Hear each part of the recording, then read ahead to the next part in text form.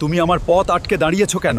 কারণ তোমার শক্তি এই পৃথিবীর জন্য বিপদ হতে পারে। আমি ধ্বংস করতে আসিনি, আমি বাঁচাতে এসেছি।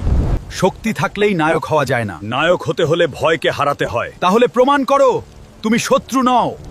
আমাকে থামানো এত সহজ না। আমি তোমাকে থামাতে না। ও, বুঝতে এসেছি।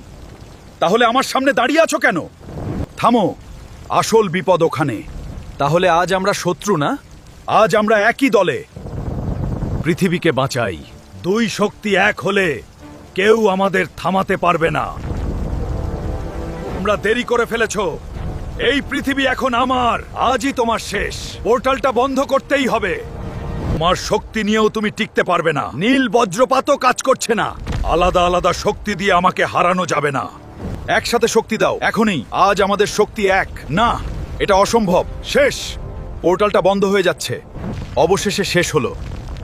আজ আমরা পৃথিবীকে বাঁচালাম। একসাথে থাকলে আমরা অজেয়।